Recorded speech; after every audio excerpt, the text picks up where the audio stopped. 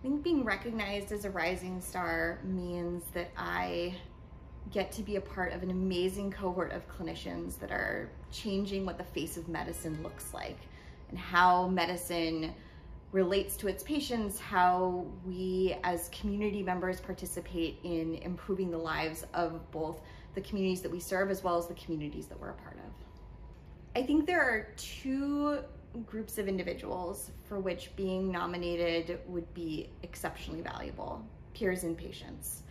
And that's in part because you really want to make sure that the patients that you're serving are feeling like they're getting the most appropriate care and feeling that they are being treated the best that they can.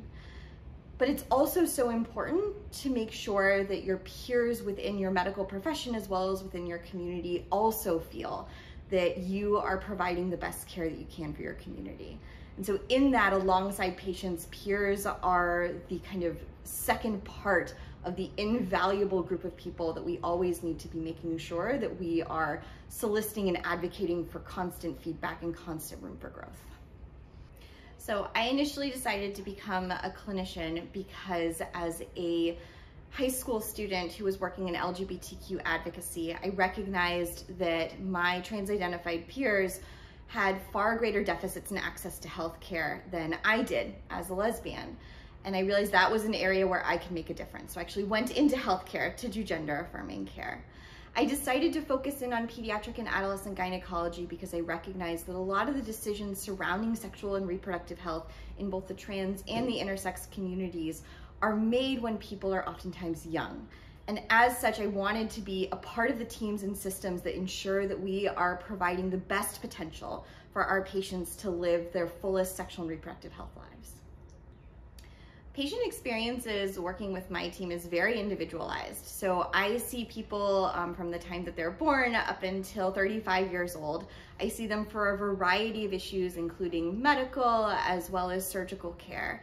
And when people see me, one of the biggest things our team tries to do is make sure that we are crafting the patient experience that is meaningful to them. So that might mean that they are seeing part of our multidisciplinary team or all of our multidisciplinary team, that their visit may just start with a conversation, that their visit may take 2 hours or it may take 30 minutes. That they may start with something like imaging before they do an examination. So everything for us is geared around ensuring that we are meeting the patient where they are at and addressing their needs in a way that is trauma-informed and holistic to their care. So I think that there are a couple of things that, actually there are probably many things that the medical community can do to foster a more inclusive environment for LGBTQIA and Two-Spirit health professionals as well as patients. And I think three of them are the ones that always come to mind for me. One is that we need to ensure that we are aware of who is LGBTQIA and Two-Spirit, that we have the ability to recognize and honor these individuals both within our employee systems as well as within our patient communities. So people need to be counted. Invisibility is one of the quickest ways that we can minimize or push aside a community or its needs. And so visibility is so important on both sides of that. And I honestly think that that visibility is synergistic. When you have more visible faculty and employees, you have patients who may be far more comfortable being visible themselves and speaking about their unique needs that arise from their sexual and gender minority status. I think the second thing is that as a medical community, we need to recognize that gender identity, sexual orientation, anatomy, and the ways in which we use our anatomy in sexual activity are all unique and diverse. These are not binary topics. And as such, we need to build a medical education system that is reflective and inclusive of that diversity. Medicine is not accurate when it tries to prescribe a binary approach to the ways in which we practice medical care. And so I actually think that one of the critical things about the work that I do and the work that my team does is restructuring the ways in which we think about medicine to think beyond the binary and create a more accurate clinical system. The third thing that I would say is that as a medical community, we recognize we don't function in a silo. And as such, what we do and the ways in which we impact our patients is also going to impact our patients when they walk out the door. And our patients are going to be impacted by the other systems that they experience. And as such, while this probably sounds exceptionally reductive, I will say voting is so important. As medical people, we need to vote to make sure that the government-based institutions that are helping to influence policies and procedures that not only impact us in our clinical spaces, but impact our patients wherever they go, are inclusive and protective and recognize that amazing diversity of our patient populations. So, as a lesbian identified physician, I came out when I was in middle school.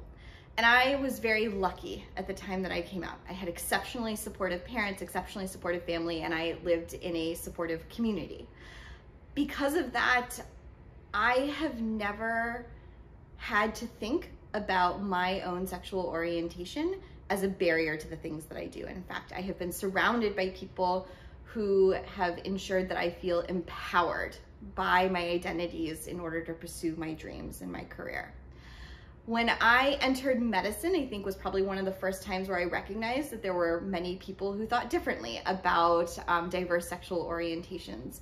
But I think because I had the fortune of what I think every LGBTQ person should have, which is this amazing, strong foundation of a family and a peer group, that in the face of adversity in my medical career, I have never once felt like I need to back down. I have never once felt like I need to hide who I am. I continue to not feel that way and continue to feel so strongly that these parts of my identities are a very core part of me. They are not the only part of me. They are but one facet, but they are, in my opinion, a great part of it, and I would never shy away.